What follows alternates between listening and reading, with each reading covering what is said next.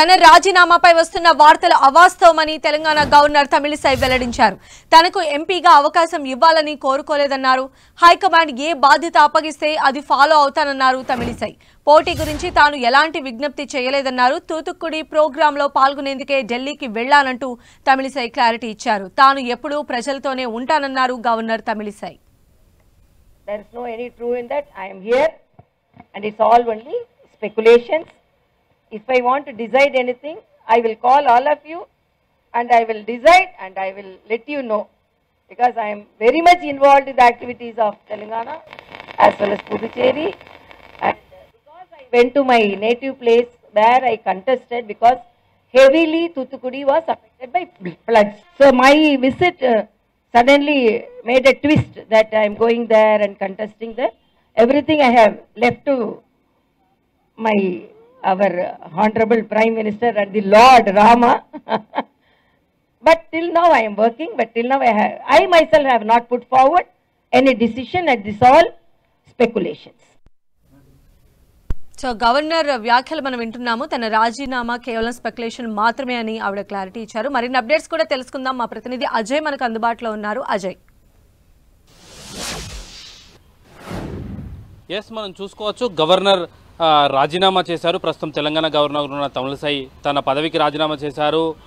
అదేవిధంగా తాను ఎంపీగా తూతుకుడే నుండి పోటీ చేయబోతున్నారు అంటూ పెద్ద ఎత్తున వార్తలు వస్తున్నాయి. ఈ వార్తలను అన్ని కూడా స్పెక్యులేషన్ అంటూ కూడా గవర్నర్ తమిళిసై కొట్టిపడేసినటువంటి సందర్భం కనబడుతుంది. అదేవిధంగా అధిష్టానానికి నేను తిరిగి రాజకీయాలలోకి వస్తానని కానీ, లేదా ఎంపీగా పోటీ చేస్తానని కానీ ఎలాంటి రిక్వెస్ట్ కూడా ఇటు అధిష్టానాన్ని కానీ ప్రధాని కానీ నేను అడగలేదు. అలాంటివన్నీ కూడా అబద్ధము. ఏదైనా విషయం ఉంటే నేను ఇన్ఫామ్ చేస్తానంటూ కూడా ఆమె రాజీనామాపై వస్తున్నటువంటి వార్తలను అయితే ఆమె కొట్టిపడేసినటువంటి సందర్భం అయితే మనకు కనబడుతుంది. అయితే ఇటీవల ఒక తూతికిడిలో ఒక ఇన్సిడెంట్ జరిగింది. ఆ ఇన్సిడెంట్లో ఒక కార్యక్రమంలో పాల్గొనేందుకు మాత్రమే అక్కడికి నేను వెళ్ళాల్సి వచ్చింది. అంతే తప్ప నేను మళ్ళీ రాజకీయాల్లోకి వచ్చేందుకు కానీ, లేదా ఇంకే ఉద్దేశంతో కానీ అక్కడికి వెళ్ళలేదు. కేవలం ఒక కార్యక్రమం నిమిత్తం మాత్రమే తూతుకుడేకి వెళ్లాల్సి వచ్చిందంటూ ఆమె మాట్లాడినటువంటి సందర్భం అయితే కనబడుతుంది. మళ్ళీ రాజకీయాల్లోకి రీఎంట్రీ ఇవ్వాలన్న ఆలోచన మీకేమైనా ఉందా అంటూ విలేకరులు అడిగినటువంటి సందర్భంలో కూడా ఆమె, నేను నిత్యం ప్రజల సేవలో ఉండడం నాకు చాలా ఇష్టం, అది నేను ముందు నుండి చేస్తున్నాను. ఒక డాక్టర్గా నేను ప్రజాసేవలో 24 గంటలు అందుబాటులో ఉన్నాను. ఒక రాజకీయ నాయకురాలుగా నేను ప్రజాసేవలో 24 గంటలు అందుబాటులో ఉన్నాను.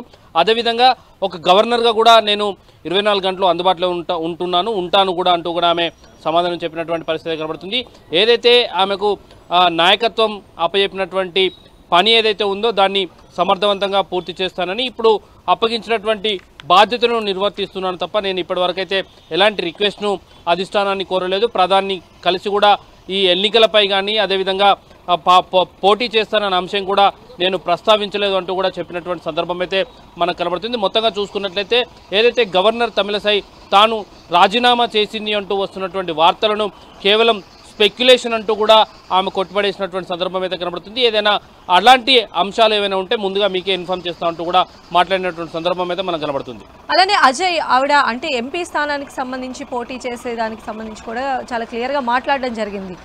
అంటే నిజంగా కూడా అంటే ఆవిడకి అలాంటి స్కోప్, అంటే ఎంపీగా అవకాశం ఇవ్వాలని కోరలేదు అనేటువంటి ఆ వార్త అసలు బయటికి ఎలా వచ్చిందని అనుకోవాలి? అంటే ఆవిడ ఎక్స్పెక్ట్ చేస్తున్నారా, లేదా బీజేపీ హైకమాండ్ ఎంపీ స్థానాలు ఎక్కువ గెలవాల్సిన అవసరం ఉన్నది కాబట్టి ఒకవేళ తమిళిసైని ఏ ప్లేస్ నుంచి బరిలోకి దింపాలని భావిస్తున్నారు? అసలు ఏం జరుగుతుంది?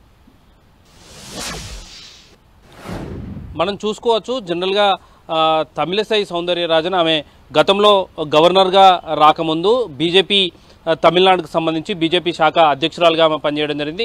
గతంలో తమిళనాడులోని తూతుకుడై పార్లమెంట్ నియోజకవర్గం కూడా ఆమె కంటెస్ట్ చేసినటువంటి సందర్భం కూడా మనం గతంలో చూసుకోవచ్చు.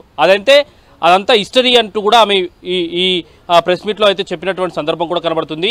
తూతుకుడేలో నేను గతంలో పోటీ చేసింది ఒక చరిత్ర, అది మళ్ళీ చరిత్రగానే ఉంటుందేమో చూడాల్సిన అవసరం అయితే ఉందంటూ కూడా మాట్లాడడం జరిగింది. అయితే బీజేపీ మాత్రం కొంత భావిస్తుంది, నార్త్లో కొంత సీట్లు తగ్గితే అవి సౌత్ నుండి ఫుల్ఫిల్ చేసుకోవాలన్న ఉద్దేశంతో కూడా బీజేపీ ఉంది. అందులో తెలంగాణలో, కర్ణాటకలో కొంత ఫోకస్ అయితే పెట్టడం జరిగింది. తమిళనాడులో కూడా పార్టీ అన్నమలై అధ్యక్షుడైన తర్వాత పార్టీ బలపడుతూ వస్తుంది.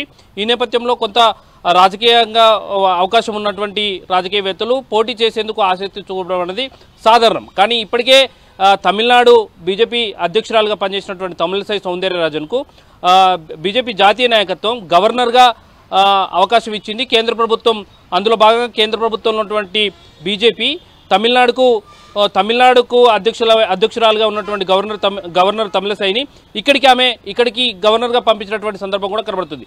ఈ నేపథ్యంలో మళ్ళీ రీఎంట్రీ పాలిటిక్స్లోకి ఇచ్చే అవకాశం ఉందా అంటూ కూడా క్వశ్చన్ చేసినటువంటి సందర్భంలో, అలాంటి ఆసక్తి ఏమైనా మీకు ఉందా అంటూ కూడా క్వశ్చన్ చేసిన సందర్భంలో కూడా నేను నిత్యం జనం మధ్యలో ఉంటాను, జనంతోటే ఉంటాను, ప్రస్తుతం కూడా అదే పని చేస్తున్నానంటూ కూడా ఆమె నమ్మగర్భంగా అయితే సమాధానం చెప్పినటువంటి సందర్భం అయితే కనబడుతుంది.